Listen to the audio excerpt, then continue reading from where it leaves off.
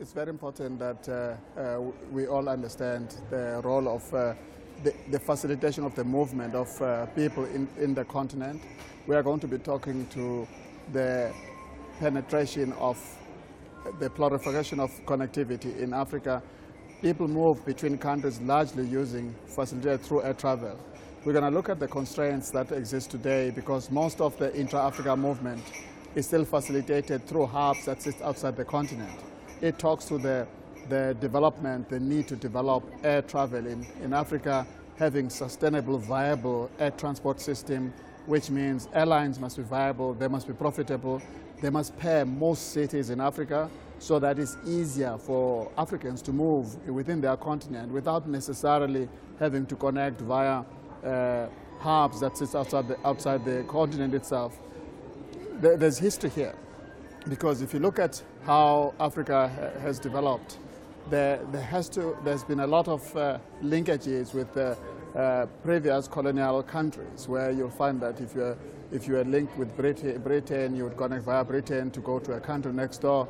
And obviously there's that history, but also there's a new nuance that has come through in recent years, where the Gulf airlines have created hubs which provides smooth connectivity. So we need to invest in the African continent air travel network so that people can move within their continent without necessarily going through hubs that are outside the continent. That's important for me. And then looking at intra-African trade within the aviation space, what are the major challenges that we're facing at this moment? I think the bigger thing, if you look at intra-Africa trade, it's about, in a broader economy, it's about Africans trading with other Africans in different countries. Of course, at the center of it, when you trade, somebody must have what you don't have, and therefore that's the starting point of trading.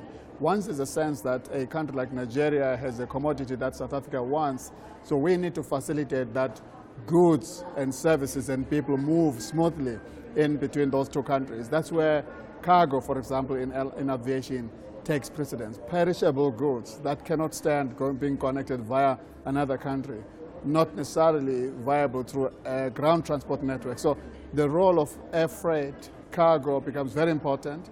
All these things, they fall within the remit of air travel, air transport system, air transport networks, which are facilitated by airlines. So when you have sustainable airlines, you will see a much more easier movement of Africans, the movement of goods between countries using cargo specifically. So it's going to be a lot more easier. So it's important that there's investment in Africa in enabling and facilitating air travel for both passengers and cargo.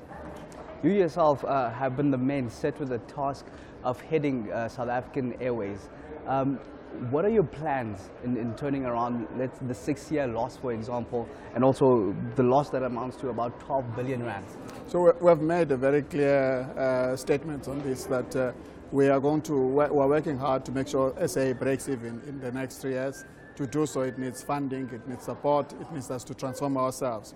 But what's critical for us is that it's not just about our own transformation, it's about growth. We see that the growth in Africa in terms of air travel, movement of Africans within the continent is increasing. We see that Africa is becoming the next front of growth, with global airlines coming straight into the continent, siphoning traffic, connecting through the different hubs. There's an upside then for us as we transform to grow. The African air travel market is not a pie of a fixed size. There's growth there. It doesn't mean that to grow somebody must lose. There can be mutual growth in a very competitive market. So we're going to be looking for partnerships in the continent, West Africa, East Africa. I do not believe that in this market, in this industry, it's a case of a winner takes it all. I think it's going to be partnerships of like-minded people who share the same aspirations, and then we make sure that the benefits are balanced for all parties. So that's what we're going to be focusing on, as I say, as part of our growth strategy for Africa.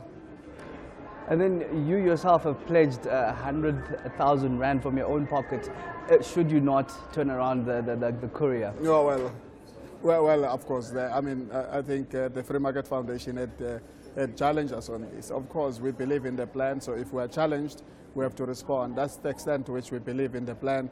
So with or without the pledge, we are committed. That's why we're at SAA. We believe it's doable.